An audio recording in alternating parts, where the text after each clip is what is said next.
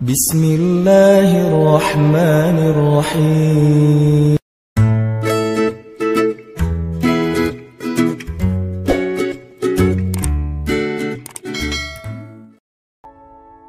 Nabi itu kalau lagi curhat, doanya aja bisa berjam-jam cuma doa doang tuh. Kayak hadis Aisyah pas lagi cemburu malam-malam kan. Aisyah lagi tidur, ini jatah malamnya Aisyah. Tiba-tiba dia nyari-nyari raba-raba, Nabi gak ada. Dicari di kamar mandi gak ada. Biasanya Nabi sholat di sebelah Aisyah. Wah curiga nih, jangan-jangan ke rumah si Fulan. Dicari ke rumahnya, ditelepon gak aktif, mungkin lagi dicas, datang ke rumahnya. Ketuk pintu. Hafsah, Nabi di rumah kamu enggak? Enggak Aisyah, beneran. Cari ke rumah Sofia. Sofia, Nabi di sini enggak? Enggak, beneran. Cari ke rumah Maria. Maria di sini enggak Nabi? Enggak. Kemana ya Nabi? Rumah istri-istri yang lain enggak ada. Pas balik ke rumahnya, ngelewat masjid, ngelihat Nabi lagi sujud di Masjid Nabawi di mihrab, dan Aisyah mendengar Nabi menangis sambil berdoa, dan sujudnya itu seperti membaca 1 juz Al-Quran. Dan itu isinya doa nangis. Robbi.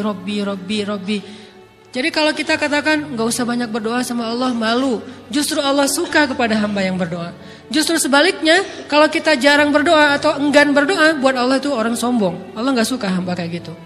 Kamu gak butuh saya, sama kayak kita lagi ada masalah, punya teman yang punya kelebihan harta, terus kita kayak bingung gitu nyari kesana kemari pinjaman, dia gak dikasih tahu. Pas dia tahu dari orang lain, dia ngomong apa? Kamu gak nganggap saya ya? Emangnya saya bukan teman kamu? Kok kamu punya masalah keuangan tapi saya gak dikasih tahu, malah saya tahunya dari orang lain? Tersinggung kan? Kalau teman kita aja tersinggung, apalagi Allah. Kamu punya masalah kok gak ngomong ke saya, wahai hambaku? Bukan berarti Allah gak tahu. Allah tahu, cuman Allah berhak, bukan ingin ya, berhak untuk dilibatkan. Allah berhak untuk dicurhatin. Allah berhak untuk dijadikan tempat kita untuk habis-habisan menangis dan melampiaskan masalah kita kepada Allah dalam bentuk curhat-curhat dan doa. Sehingga kalau kita berdoa, ya Rabbi, Allah langsung inni qarib, mendekat Allah kepada kita. Jadi teman-teman yang dirahmati Allah, kalau kita punya masalah, kita coba bangun awareness, oh Allah pengen membersihkan dosa-dosa saya nih. Terus kita berdoa, ya Allah bantu saya, ya Allah tolonglah saya, istighfar. Saya kadang-kadang ngerasa nih, kalau ada dosa, ada kesalahan, ada kekeliruan yang saya lakukan, misalnya gitu, kalau saya nggak kuat istighfarnya, bentar lagi akan diuji sama Allah. Ujiannya macam-macam, alhamdulillahnya ujiannya masih ketahan. Pasti diuji sama Allah. Kalau istighfarnya nggak kuat, taubatnya tuh nggak kuat, langsung diuji sama Allah. Dan saya langsung sadar, oh benar berarti yang tadi ini lagi dihapus sama Allah nih. Perkencang lagi, perkuat lagi istighfar. Kenapa? Karena kalau istighfar kita kuat, berarti kan dosa kita dihapus dengan istighfar ya. Otomatis ujian kita durasinya berkurang. Makin kuat istighfar, makin berkurang. Kalau istighfarnya udah mantap, udah selesai, Allah cabut tuh ujian kita. Diganti dengan kebaikan. Jadi teman-teman, kita coba sadari, oh kalau Allah menguji saya, memang saya banyak dosa. Sebelum kita mencari kambing hitam, nyalah-nyalahin orang lain, sebelum kita marah kepada orang lain, kadang wajar kita marah kepada orang lain gara-gara ucapannya, komennya, teks dari dia, wajar.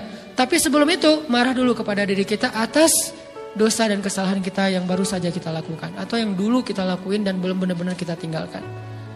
Kalau kita ngerasa banyak dosa di masa lalu sebelum kita taubat, hijrah, berarti mungkin itulah alasan kenapa sekarang kita diuji setelah hijrah.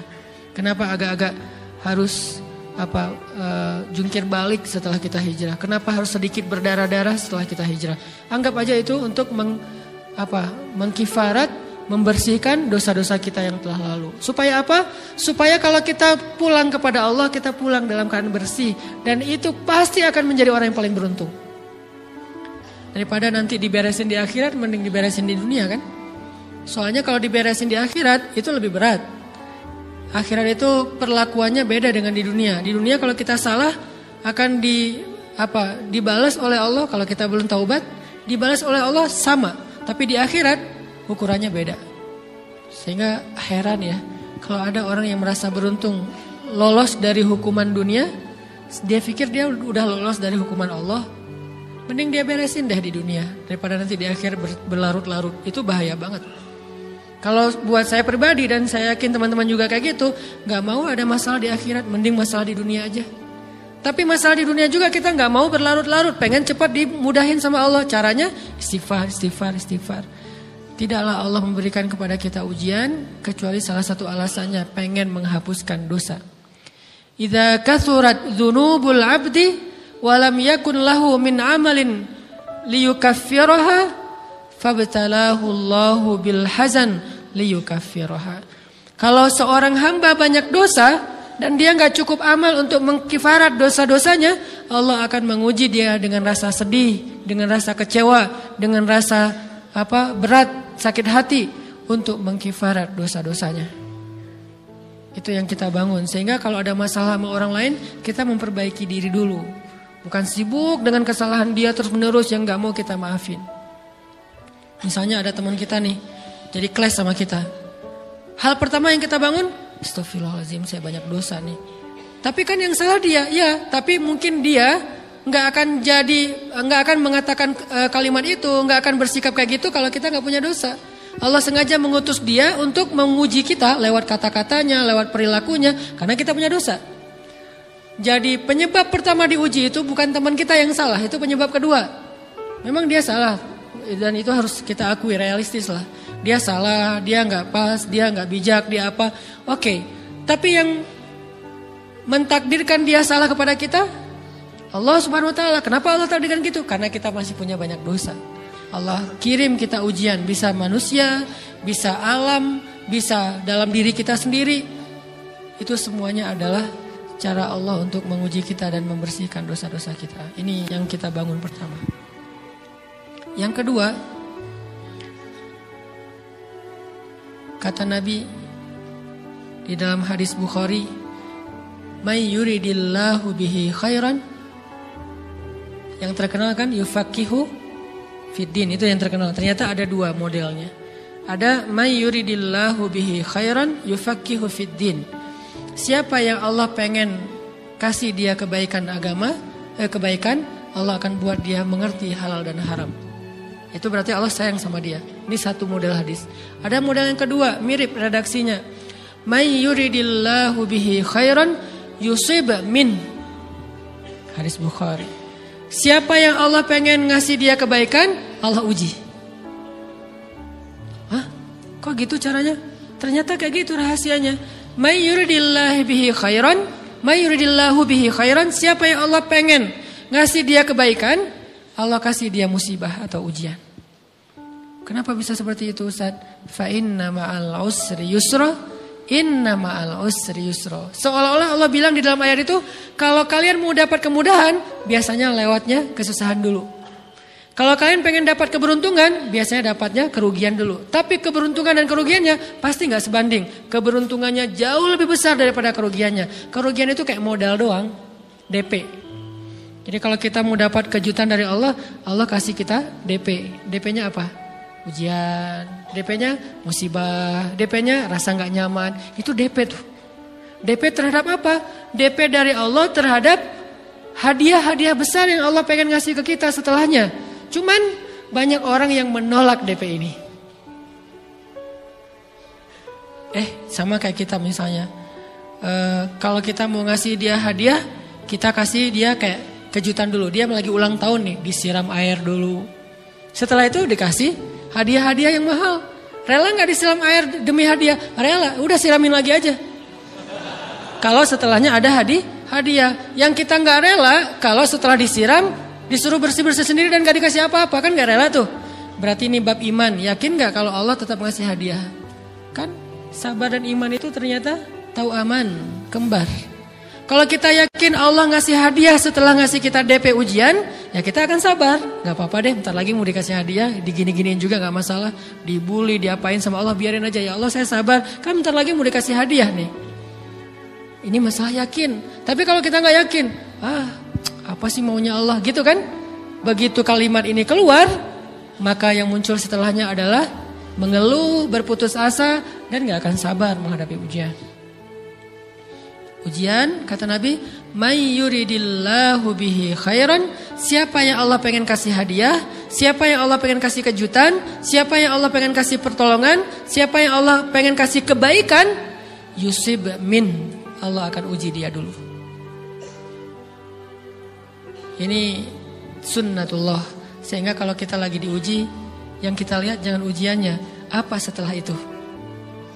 Gimana ngelihatnya Ustaz gak kelihatan? Dengan mata hati. Istafti qalbak, tanya kepada hatimu, kelihatan gak? Dengan mata hati. Gimana ngelihat dengan mata hati?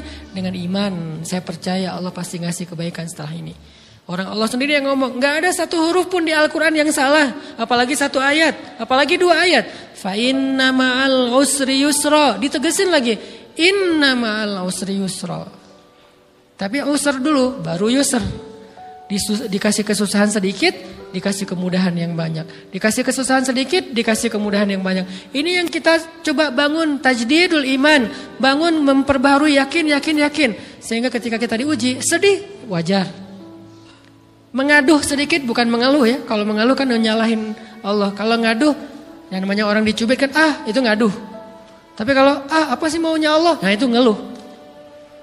Antara mengadu dengan mengeluh berbeda. Mengaduh itu manusiawi.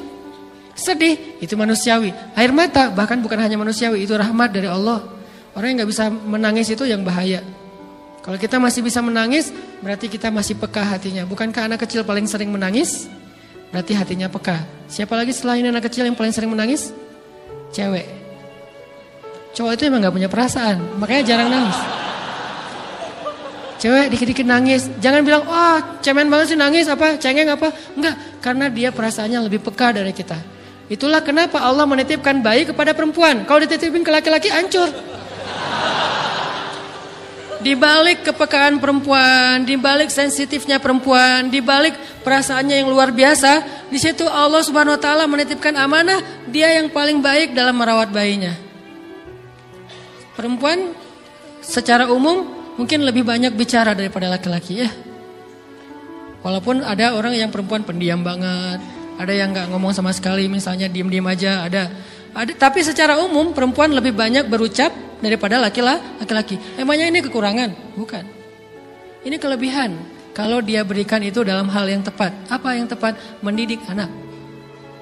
Justru karena perempuan banyak ngomong, lebih baik dalam mendidik anak daripada laki-laki. Laki-laki itu kurang mendidik, kurang mengedukasi kepada anak dengan usia tertentu. Karena dia jarang memahamkan.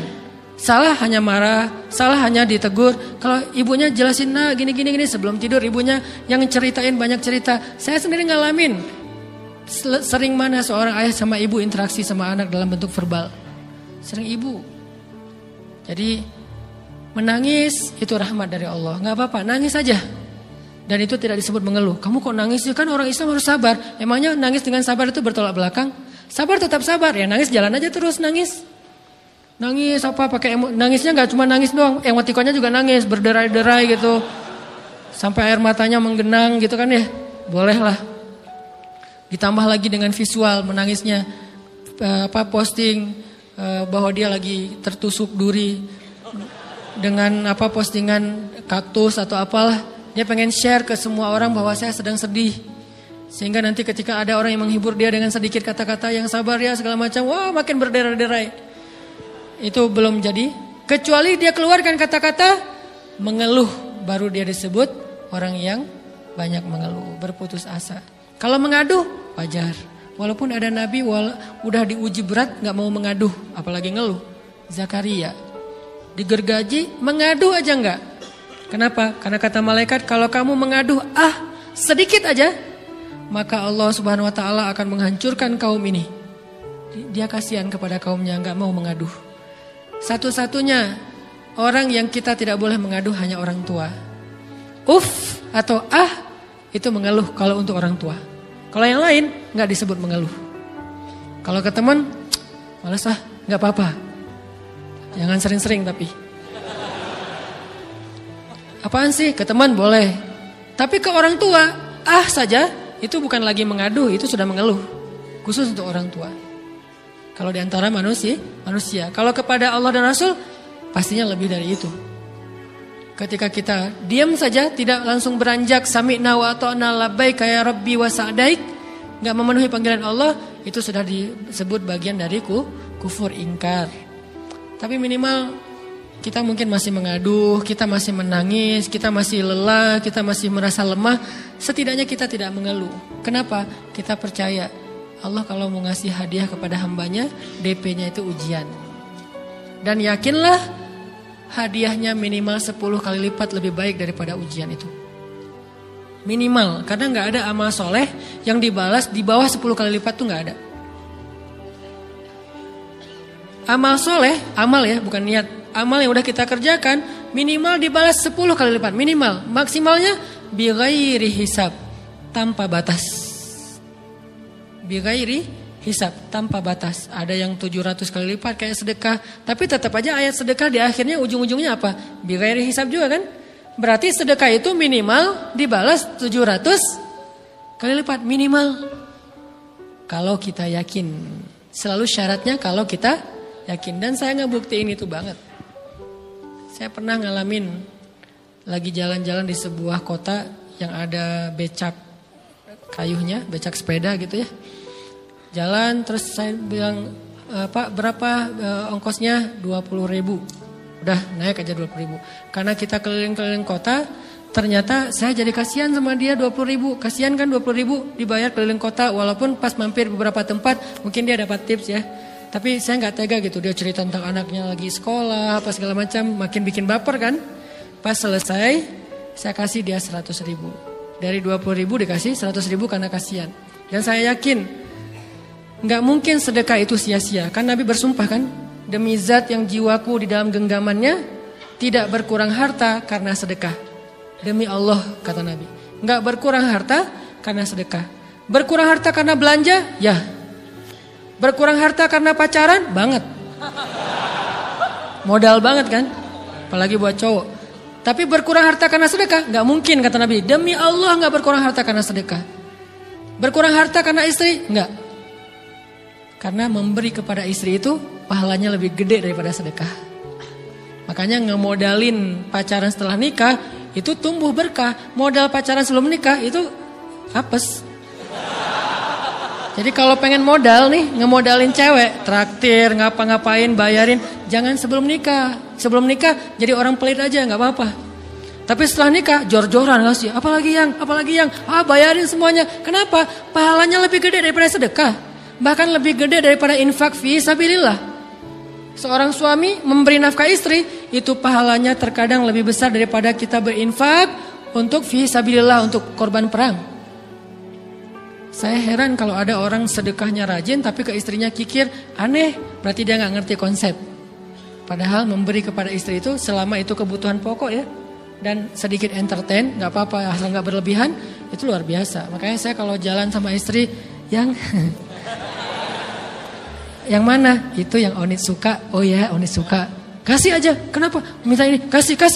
Selama ada kan kenapa gak dikasih kan ya? Nanti Allah ganti. Makin rajin kita ngebayarin istri kita, ngebelanjain istri kita, makin Allah ngasih yang kita gak pernah duga-duga. Sampai istri kita cemburu sama kita. Kok kamu duitnya banyak banget sih? Kan gara-gara aku sering ngasih ke kamu. Ya udah sini lain lagi.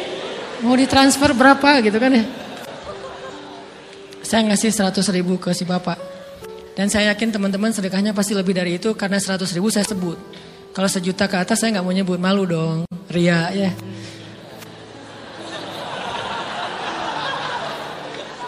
Sebenarnya nggak pernah sih. 100.000 deh, karena kan kecil. Saya kasih 100.000. Ternyata begitu saya kasih 100.000 dia doa. Nah ini nih pentingnya sedekah ke orang yang membutuhkan tapi nggak minta-minta, dia tulus. Dia langsung doa, ya Allah Pak mudah-mudahan rezekinya lancar, berkah, bertambah dan segala macam, bahagia keluarganya.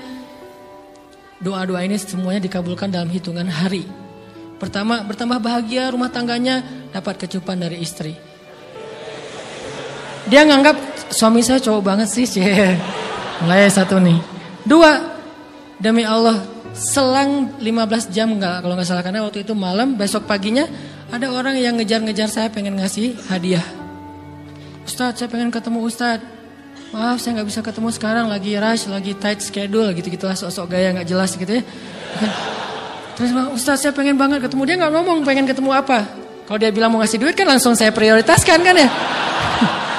Berhubung dia nggak ngomong, ya udahlah Saya sosok jual mahal gitu. Tapi yang namanya rezeki kan gimana kita tolak dia datang kan. Saya nolak. Pokoknya sebentar aja 5 menit gak akan ganggu waktu Ustaz. Ya udah besok pagi ya pas breakfast gitu. Pakai gaya-gaya dikit breakfast.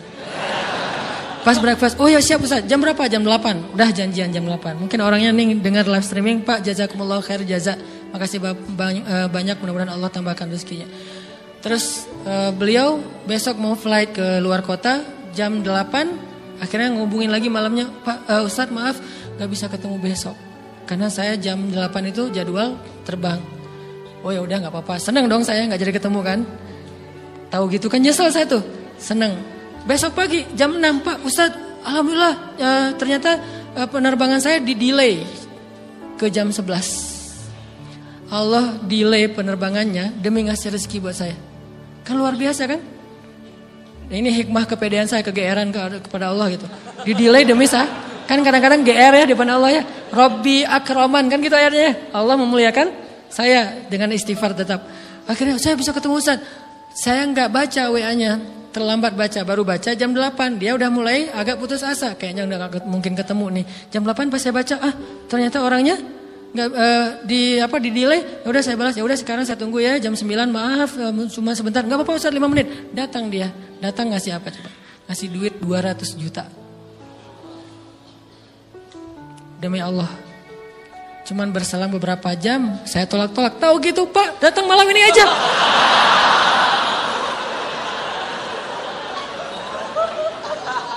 Harusnya malam itu juga saya cari orangnya. Kalau perlu saya nyamperin Bapak. Sherlock, saya kejar. Manusia gitu banget ya. Tapi Masya Allah di situ saya jadi tahu. Oh doa orang itu lebih akurat, lebih mantap, lebih diijabah daripada doa saya. Mungkin bukan karena sedekah, tapi karena doa setelah sedekah, ya Allah dan segala macam dimudahkan sama Allah. Itu luar biasa loh. Saya nggak percaya. Saya pikir main-main. Orang nih iseng kayaknya pengen ketemu doang, pengen selfie. Ternyata pas saya cek di transfer, di capture, Ustaz udah ditransfer. Saya jangan-jangan nih jebakan Batman gitu ya. Nyari-nyari sana segala macam. Alhamdulillah ternyata emang niat baiknya pengen. Alhamdulillah saya terkesan, saya dapat hidayah lewat Ustaz segala macam. Sekarang saya pengen membalas jasa Ustaz walaupun kecil 200 juta. Untung saya nggak kaget dan kemudian pingsan. Pak 200 juta stroke kan ya bahaya. Lebih mahal dari 200 juta. Ini keajaiban ya teman-teman. Jadi kita tuh, saya kan sering bilang keajaiban itu terjadi tergantung tingkat iman. Bukan saya udah soleh banget enggak. Saya belajar terus untuk yakin deh sama Allah. Modal kita tuh kan gini sebetulnya kan. Duit kita tuh banyak loh teman-teman. Cuman gak disimpan di bank, gak disimpan di saku, disimpannya di sisi Allah. Bedanya apa sih? Kenapa kita kalau disimpan di bank tenang? Saya lagi punya duit banyak dari 100 juta. Di mana? Di bank. Aman. Kenapa kalau disimpan di saku? Aman. Tenang. Kenapa kalau disimpan di Allah gak tenang? Kenapa kalau disimpan di Allah kita bilang gak punya duit? Ini kan gak fair sama Allah. Gak punya duit nih. Siapa bilang gak punya duit? Kan ada Allah. Tinggal minta sama Allah. Tapi gak ada wujudnya. Tapi kan ada janjinya. Bukankah janji Allah lebih kuat daripada wujud? Bukankah iman harusnya lebih mantap daripada sesuatu yang konkret yang kita lihat? Ada duitnya di sisi Allah. Kenapa gak dikasih? Karena kita belum butuh. Kalau kita yakin duit kita itu ada di Allah. Tapi dikasihnya pas kita butuh. Begitu butuh ya Allah langsung dikasih sama Allah. Itu banget benar-benar terjadi dalam kehidupan kita. Pasti kayak gitu. Tingkat tergantung kita yakin apa enggak. Nih, kalau Allah bilang may yuridillahu bihi khairan, Allah kalau pengen ngasih hadiah kepada seorang hamba, Allah kalau pengen ngasih kejutan kepada seorang hamba, yusib. Allah kasih dia ujian sedikit aja. Wala nabluwannakum bisyai'im minal khawf wal ju' wa naqsim minal amwal wal anfus wath thamarat wa basyiris sabirin.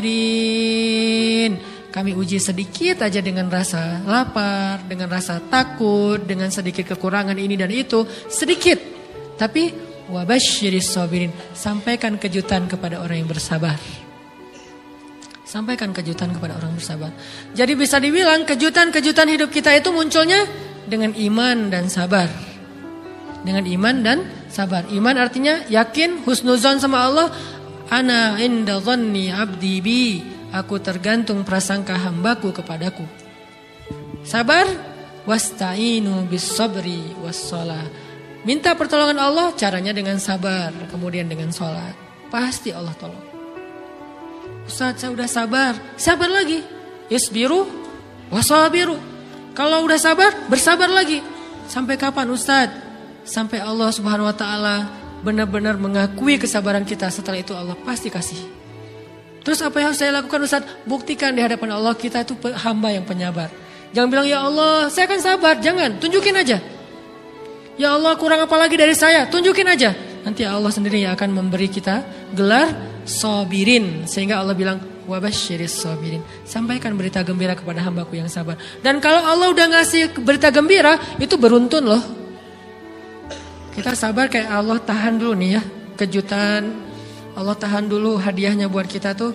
Ditahan, tahan. Makin lama makin sulit pastinya. Makin lama makin berat, makin lama makin berat. Begitu dibuka kerannya, itu gak ada selesai-selesainya. Sampai kita kebingungan. Loh, kok datang terus-terusan. Kayak gitu cara Allah memperlakukan hambanya. Nabi Ayub. Sakit pertama, sakit fisik. Sakit kedua, sakit hati. 2 penyakit Nabi Ayub. Fisik pertama, beliau lumpuh, beliau sakit. Sakit hatinya apa? Ditinggalkan oleh orang-orang terdekatnya. Anaknya meninggal. Sedih kan? Kemudian pembantu-pembantunya pada resign. Makin kecewa. Dasar kalian. Kemudian teman-temannya pada menjauh. Grupnya nge-live dia. Bukan dia live grup. Grupnya yang nge-live dia.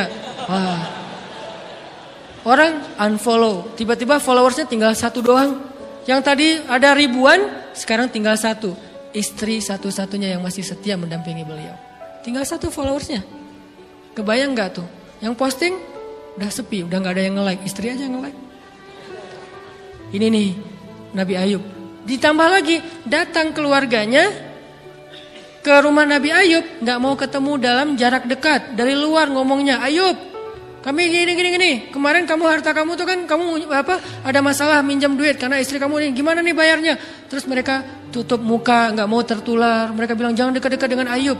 Yang lebih parah lagi ada yang sampai nuduh gini. Ternyata ya kamu itu selama ini bukan orang soleh.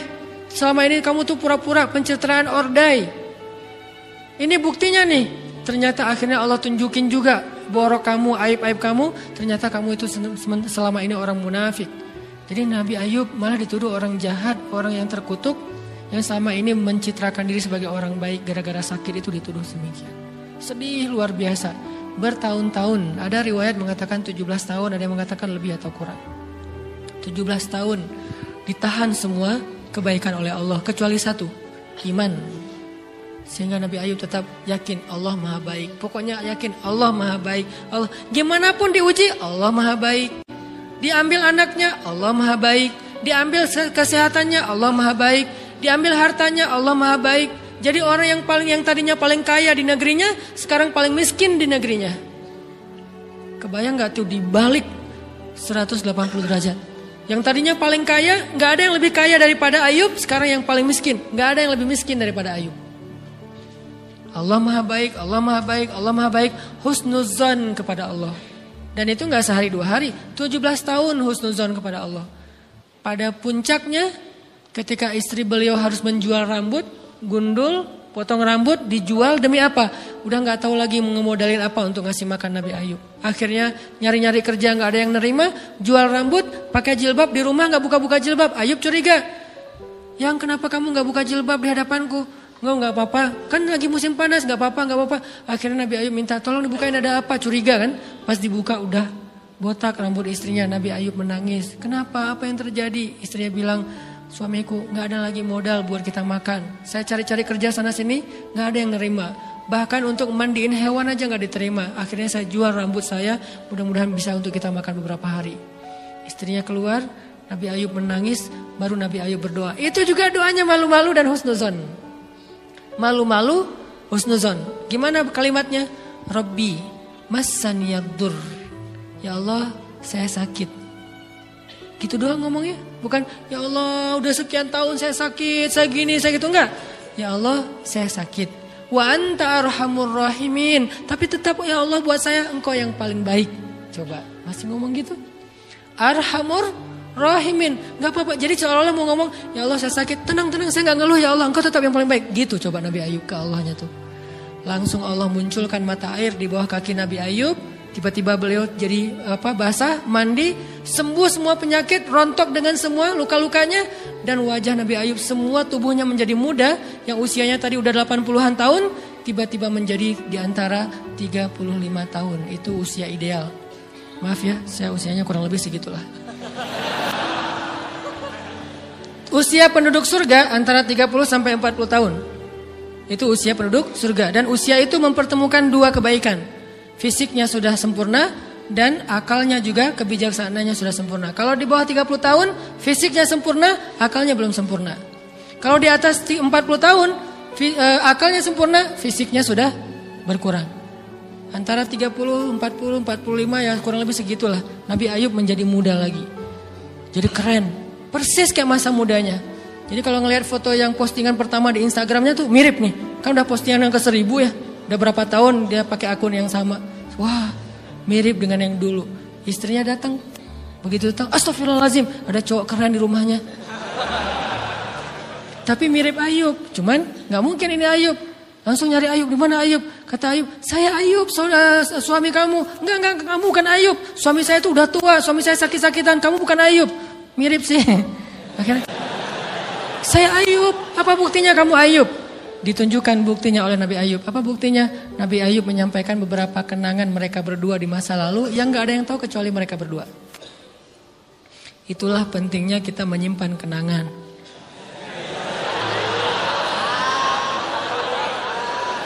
Kalau ada masalah gitu kan, nauzubillah harus operasi wajahnya. Kamu bukan suami saya. Ada buktinya apa? Ada satu hal yang cuma kita berdua yang tahu. Kalau perlu jangan satu hal, banyak hal ya. Cuman kita doang yang tahu. Orang lain nggak tahu. Pas disebut itu benar, tidak ada yang tahu masalah itu kecuali kita berdua. Akhirnya dipeluk Nabi Ayub ngajak istrinya untuk mandi di mata air yang sama. Istrinya mandi langsung muda lagi. Setelah itu Allah SWT beri mereka harta yang sangat banyak. Lihat kalau Allah udah buka, pertama fisiknya disempurnakan lagi, kemudian Allah turunkan air hujan, diturunkan hujan bukan air. Hujannya dinar dan dirham. Di belakang rumah Nabi Ayub itu ada tempat penampungan gandum gitu kan. Ada 2 tempat penampungan. Turun hujan pertama dinar. Sampai penuh penampungan gandum dengan dinar. Koin-koin dinar yang 1 dinar mungkin harganya sampai 3 juta. Turun banyak. Kemudian turunnya lagi dirham. Penuh. Turun lagi di atas atap-atap beliau. Sampai rumah Nabi Ayub dipenuhi dengan dinar dan dirham. Ini apa? Nabi Ayub kaget. Setelah itu istrinya hamil. Setiap tahun ngelahirin 13 anak Nabi Ayub yang sudah Allah wafatkan. Lahir setahun satu. Wajahnya, karakternya, namanya semua persis seperti yang sudah Allah ambil. Seolah-olah mereka belum meninggal tapi mereka hanya pergi dan kembali lagi. Dibalikin semuanya. Dan Nabi Ayub lebih kaya berpuluh-puluh kali lipat daripada sebelum beliau sakit. Buah dari kesabaran.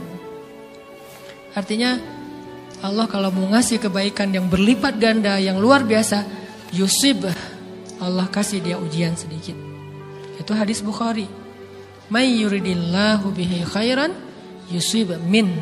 Allah akan menguji dia. Dan yang terakhir yang kita coba bangun juga, ini saya yang lebih ke perasaan ya. Kalau amaliyahnya mungkin ustaz-ustaz lain mengajarkan amal riyadhah buat sabar segala macam. Ini lebih ke perasaan. Satu, kita yakin emang kita layak dikasih hukuman kayak gini, emang kita banyak dosa.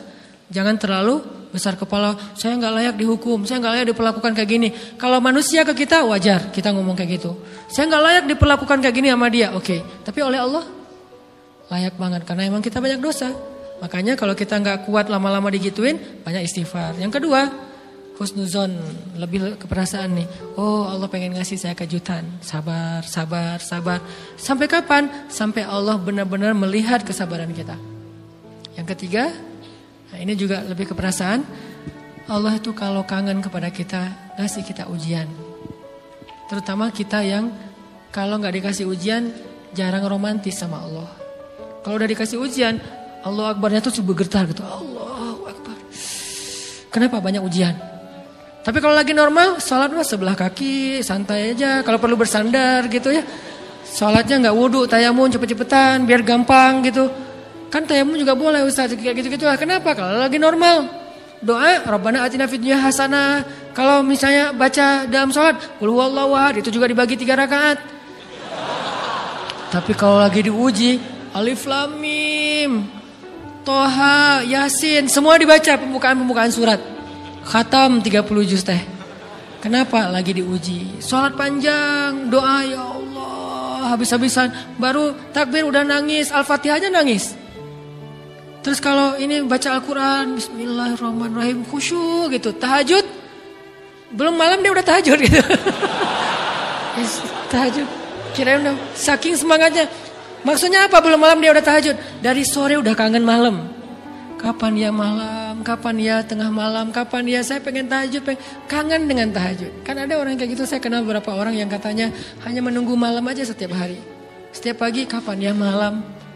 Pas malam bahagia tahajud, pagi lagi kapan ya malam. Artinya belum malam udah tahajud, saking kangennya dengan tahajud, rindu banget sama Allah, romantis banget dengan Allah. Khatam Al-Quran berkali-kali dalam seminggu. Begitu dia dikasih jalan keluar, menjauh sampai lupa sama Allah. Sehingga kalau Allah kangen sama dia, Allah kasih dia ujian dikit. Ta'ala ya abdi, kesini wahai hambaku, kesini. Biar kita berdua-duaan lagi nih. Kalau gak mau digituin, tetaplah dekat kepada Allah walaupun kehidupan kita dalam keadaan mudah. Tetaplah romantis sama Allah, tetaplah gampang tersentuh oleh ayat-ayat Allah walaupun hidup kita dalam keadaan normal. Mudah-mudahan 3 rahasia ini bisa menjadikan kita berhusnuzon dan terbangun awareness kita ketika kita lagi diuji.